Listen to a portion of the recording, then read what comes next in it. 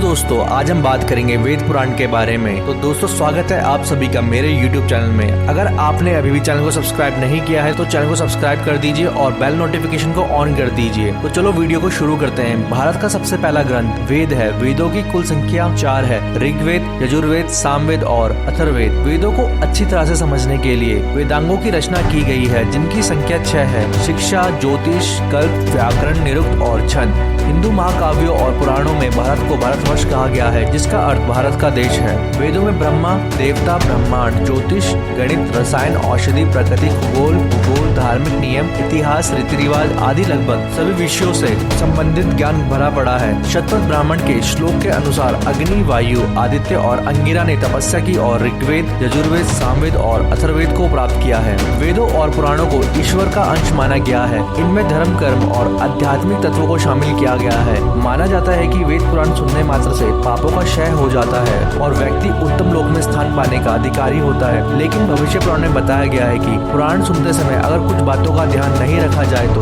पुण्य प्राप्ति की बजाय पाप पड़ता है। भविष्य पुराण में कहा गया है कि पुराण की कथा सुनते समय जो व्यक्ति पान चबाते रहते हैं उन्हें यमदूत यमपुरी ले जाते हैं। यमदूत इन्हें नहीं खाने योग्य दूषित और गंदे पदार्थ खिलाते हैं। 4 वेद में ही संपूर्ण ब्रह्मांड का गुण ज्ञान समेटे हुए सनातन धर्म विश्व का सर्वप्रमुख और प्राचीनतम धर्म है।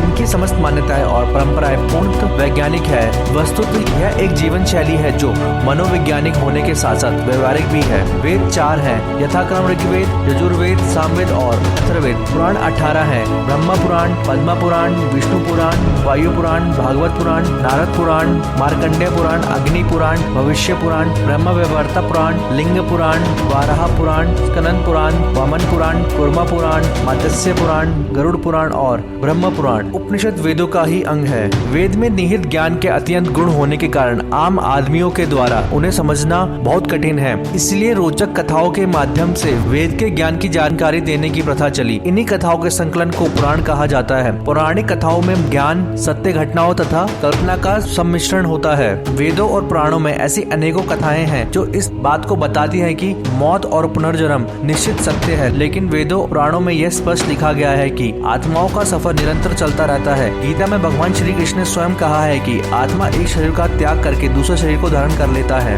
वेद भारत का सबसे प्राचीन धर्म ग्रंथ है। इसका संकलन महर्षि कृष्ण व्यास द्वैपायन जी ने किया था। वेदों का विस्तार है। वेद बहुत ही जटिल तथा शुष्क भाषा शैली में लिखे गए हैं। वेद व्यास जी ने पुराणों की रचना और पुनर्रचना की। कहा जाता है कि पूर्णार्थ पुराण, जिसका अर्थ है जो वेदों का पूरक हो, और अर्थात पुराण जो वेदों की टीका है। दोस्तों, पुराण शब्द का अर्थ होता है प्राचीन कथा। पुराण हमारे विश्व साहित्य की प्राचीनतम ग्रंथ है जो अपने में ना जाने कितने रहस्य और ज्ञान के सागर को समेटे हुए है। उन पुराणों में लिखित ज्ञान और नैतिकता की बातें आज भी प्रासंगिक, अमूल्य तथा हमारे मानव सभ्यता की आधारशिला है। दोस्तों, वेदों की भाषा तथा उसकी शैली थोड़ी कठिन है, लेकिन पुराण में उसी ज्ञान को सहज और रोचक तरीके से वर्णित किया गया है। वेदों में जटिल तथ्यों को कथाओं के माध्यम से समझाया गया है, लेकिन पुराणों का विषय नैतिकता, विचार, राजनीतिक, संस्कृति, सामाजिक, भूगोल, खगोल, सामाजिक परंपराएं, विज्ञान तथा अन्य विषय हैं। तो दोस्तों, अगर आपको ये वीडियो अच्छी लगी हो तो वीडियो को लाइक करें, शेयर करें और रोजाना कुछ नया सीखने के लिए हमारे चैनल को सब्सक्राइब करें।